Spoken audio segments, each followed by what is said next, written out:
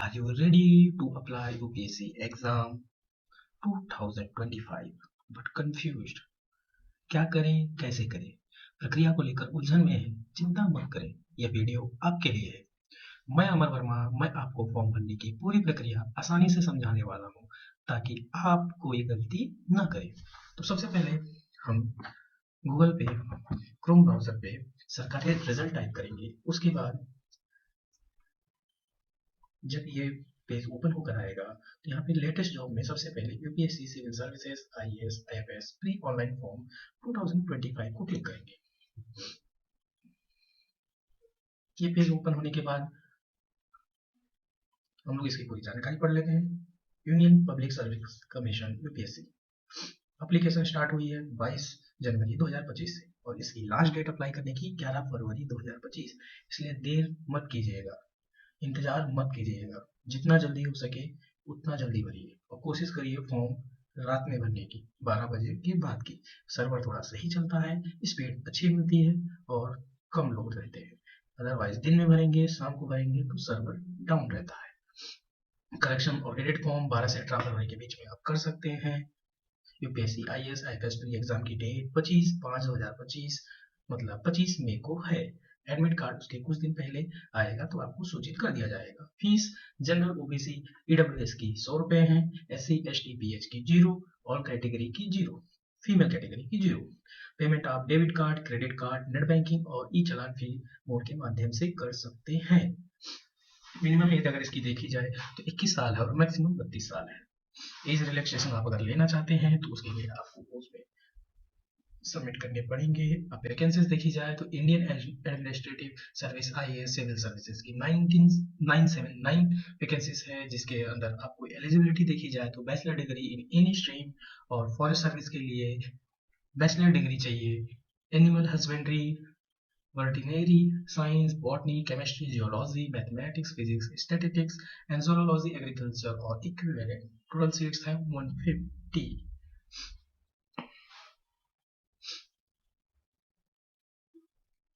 अब हम लोग फॉर्म भरने की तरफ चलते हैं। सबसे पहले फॉर्म भरने से पहले आपको ओटीआर भरना पड़ेगा। ओटीआर मतलब वन टाइम रजिस्ट्रेशन। यूपीएससी की कोई भी वैकेंसी आएगी, ओटीआर अगर आप भरे रहेंगे तो वो form OTR one time registration, इसके अंदर आपकी नॉर्मल बेसिक जानकारियां होंगी। तो फॉर्म भरने से पहले वो जानकारी वहां से पिकअप कर ली जाती है, तो ये भरना कंपलसरी है। तो इसलिए सबसे पहले ओटीआर आपको भरना पड़ेगा। ओडीआर भरने के लिए आप सबसे पहले, अगर आपका पहले से है तो आप लॉगिन कर सकते हैं डायरेक्ट, अगर नहीं है तो न्यू रजिस्ट्रेशन पे जाकर यहाँ पे अपना नाम, फिर वेरीफाई नेम। क्या आपने नाम कभी चेंज किया है? अगर हाँ किया है तो चेंज नाम क्या है? आपका जेंडर, फिर जेंडर वेरीफाई करना है, डेट ऑफ बर्थ लिखनी है, वेरीफाई डेट ऑफ बर्थ लिखनी है वापस, फादर नेम फिर से वेरीफाई करने के लिए फादर नेम, मदर नेम फिर से वेरीफाई करने के लिए आपको मदर नेम यहाँ लिखनी है, माइनॉरिटी लिखनी है, आप माइनॉरिटी से बिलोंग करते हैं कि नहीं करते हैं, आपका एक मोबाइल नंबर जिसमें आपके पास ओटीपी आएगी और एक अल्टरनेट मोबाइल नंबर, एक ईमेल वैलिड ईमेल आईडी और एक alternate email ID, class 10th board examination roll number आपको यहाँ पे देना पड़ेगा और एक सिक्योरिटी क्वेश्चन देना पड़ेगा। बाई चांस अगर आप पासवर्ड भूलते हैं तो ये सिक्योरिटी क्वेश्चन आपसे पूछ के आपको पासवर्ड रिकवर करने में मदद मिलेगी, एक नहीं दो है यहाँ पे। तो जैसे आप इसमें कुछ भी कर सकते हैं, what is your childhood name, what is your favourite colour, कोई भी क्वेश्चन आप चूज कर सकते हैं जो आपको सही लगे। कैप्चा कोड अप्लाई करेंगे, सबमिट करेंगे, प्रोसीजर आगे बढ़ जाएगा। ये तो हुआ हमारा ओटीआर का सिस्टम। अब जिन्होंने पहले से ओटीआर भर चुका है उसके लिए आपको कुछ नहीं करना है। सबसे पहले आप ऑलरेडी रजिस्टर पे आएंगे,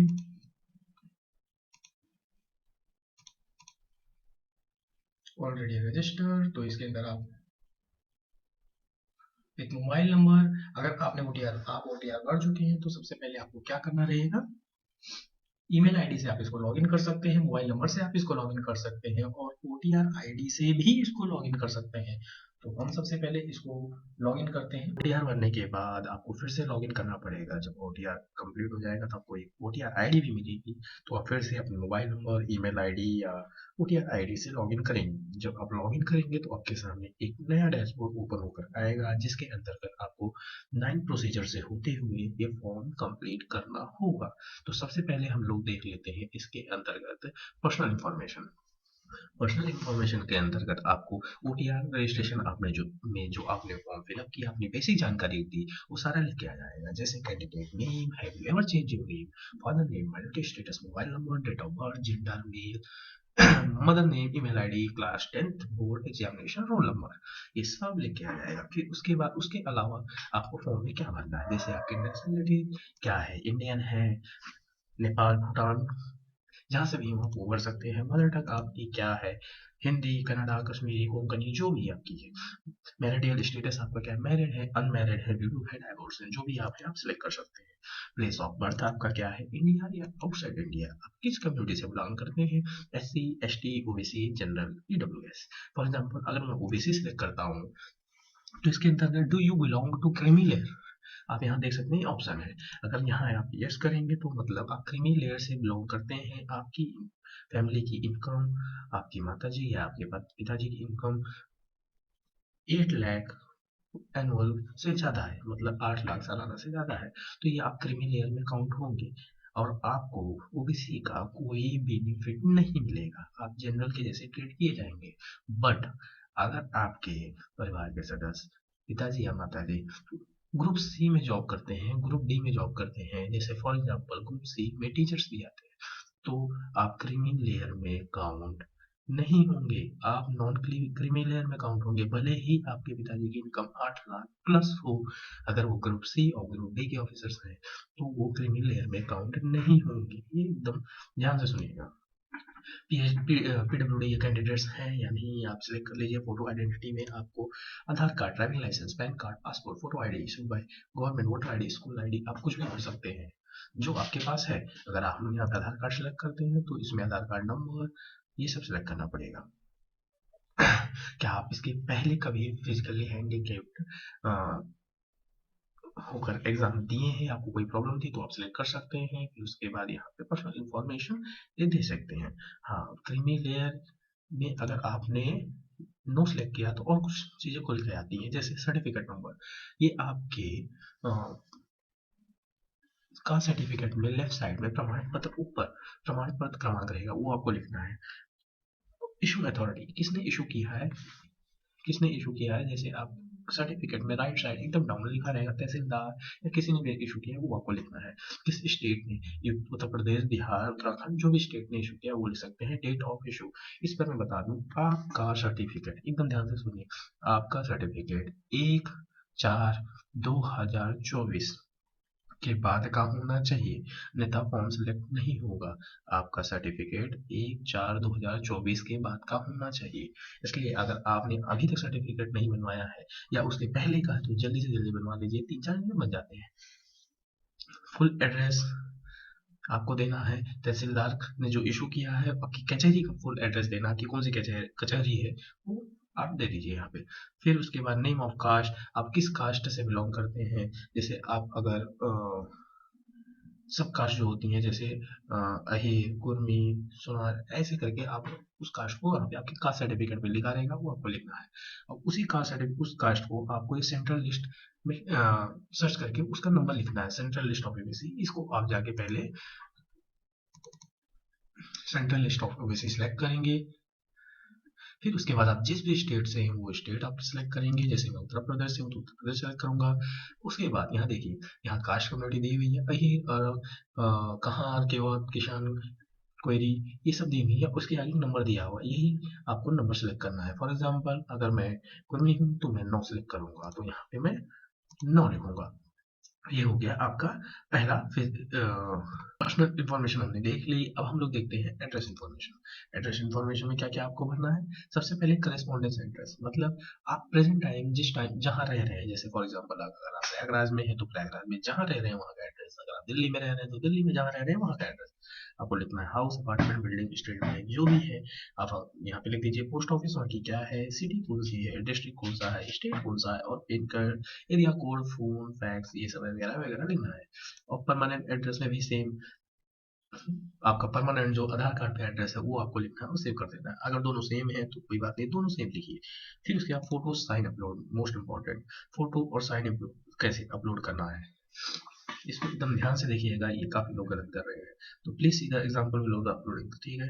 जेपीजी फॉर्मेट में आपको फोटो अपलोड करना है, इसकी पिक्सल 550 पिक्सल से लेकर 1000 पिक्सल तक होनी चाहिए इनटू, और इसकी साइज 200 केबी से 300 केबी होनी चाहिए। तो सिग्नेचर, सिग्नेचर ध्यान दीजिएगा, छोटे लेटर में करना है, स्मॉल लेटर में करना है, और उसकी भी पिक्सल 350 से लेकर 500 होनी चाहिए और 200 केबी से 300 केबी के बीच में होनी चाहिए। साइन स्मॉल लेटर में करनी है।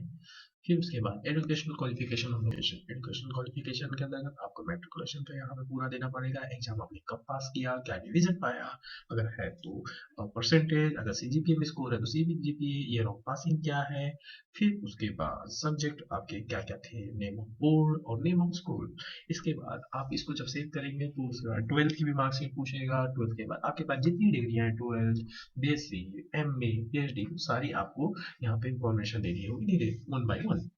उसके बाद डॉक्यूमेंट्स अपलोड्स में हम लोग आएंगे। ये सब करने के लिए आपको मैट्रिकुलेशन की सबसे पहले एक पीडीएफ अपलोड करनी पड़ेगी for your birth proof, for your DOB proof.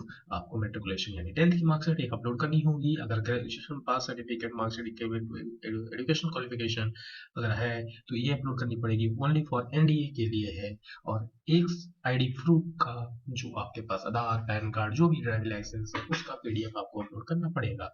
अगर आप एज क्लेम कर रहे हैं तो उसके लिए आपको पीडीएफ सर्टिफिकेट अपलोड करनी पड़ेगी। ऐसे करके सब है। अगर आप अरुणाचल प्रदेश, मणिपुर, नागालैंड, मिजोरम से हैं तो उसके लिए भी आपको सर्टिफिकेट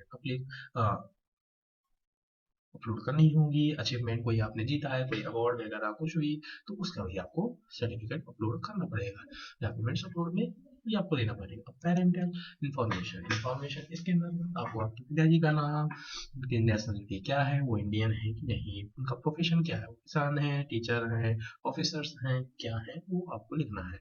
एड्रेस उनका लिखना है, परमानेंट और करस्पॉन्डेंस, जो भी जहाँ रहते हैं वो, अगर आपके घर पर ही रहते हैं तो वो एड्रेस लिखना है आपको। और पूरा एड्रेस, डिस्ट्रिक्ट, पिन कोड, ये सब एनुअल इनकम लिखना है अपने फादर का। और उसके बाद अगर वो अभी यहाँ पे if your father in service, अगर वो सर्विस में है तो किस पोस्ट पर है वो लिखना है। अगर नहीं है, रिटायर हो गए हैं, तो रिटायर होने से पहले वो किस पोस्ट पर थे वो आपको लिखना है।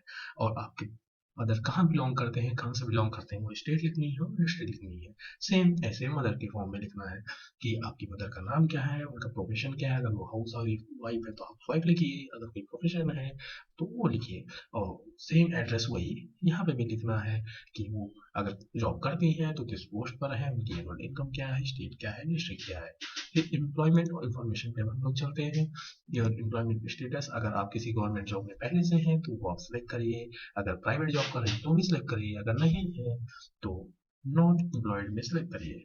Have you ever been employed, क्या आपने कभी भी जॉब किया है, इसके पहले तो हाँ करिए अथवा ना करिए। आप सेल्फ एम्प्लॉयड हैं किसी बिजनेस में या किसी में तो एस करिए अथवा ना करिए। अब आते हैं हम लोग अगले प्रोसीजर में, UPSC examination information. Have you ever been departed from UPSC for, क्या आप यूपीएससी से कभी बाहर किए गए हैं किसी रीजन से, तो आप सिलेक्ट करिए यस अथवा नहीं। Have you ever been appeared in, अगर आपने यूपीएससी एग्जाम्स कभी दिए हैं तो वो सिलेक्ट करिए हाँ या नहीं। Have you ever accepted allocation to service post on the basis of earlier, क्या आपने किया है तो हाँ करिए अथवा ना करिए। अचीवमेंट, अब लास्ट ये है, आपने कोई प्राइज जीती है, मेडल, स्कॉलरशिप, तो वो आपको लिखना है। स्पोर्ट्स, एनसीसी में जो भी सर्टिफिकेट्स मिले वो लिखें। पोजीशंस लिखनी है, कॉलेज में जो भी आपने किया है, अदर एक्स्ट्रा करिकुलर एक्टिविटीज, अगर और कुछ आपने किया है तो वो भी आप इंफॉर्मेशन दे सकते हैं। और ध्यान देनी एक और बात है, वेदर योर फैमिली ओन्स और possesses any of the following assets, आपके फैमिली के पास कोई भी संपत्ति ऐसी है तो आप इसको सिलेक्ट करिए यस अथवा नहीं। जैसे अगर आपके पास 5 एकड़ of agriculture land and above है, अगर आपके पास 5 एकड़ की जमीन है या उससे ज्यादा है तो आपको सिलेक्ट यस करना पड़ेगा। Residential flat of 1000 square feet and above, आपके पास अगर रेसिडेंशियल फ्लैट 1000 स्क्वायर फीट से ज्यादा है तो आप सिलेक्ट करिए यस अथवा नहीं।